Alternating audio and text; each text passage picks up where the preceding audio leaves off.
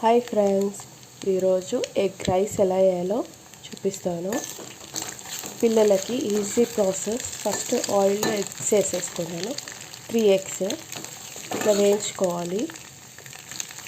ఇందులో కొంచెం ginger paste, కొంచెం పసుపు, కొంచెం కారం, కొంచెం సాల్ట్, చికెన్ మసాలా, గరం మసాలా, ధనియాల పొడి కలిపేస్తాను.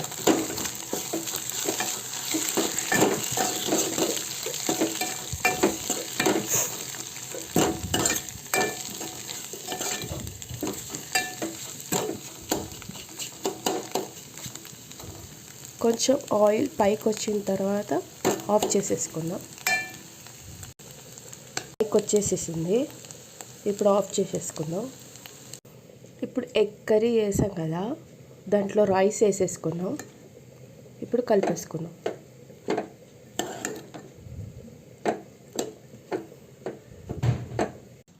ఇప్పుడు ఎగ్ రైస్ కలిపేసుకున్నాం కదా, టిఫిన్ బాక్స్లో పెట్టేసుకున్నాం.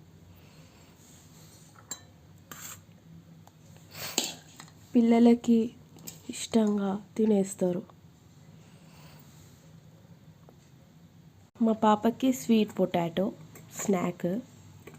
ఆమెకి స్వీట్ పొటాటో అంటే చాలా ఇష్టం. మా కొడుకుకి మురుమురాలు, 2 బిస్కెట్స్. పిల్లలు ఇష్టంగా మంచి ఎగ్ రైస్ తింటారు. స్నాక్ అంటే స్వీట్ పొటాటో హెల్త్కి చాలా మంచిది. పిల్లలకి మీరు కూడా ఇలా ట్రై చేయండి.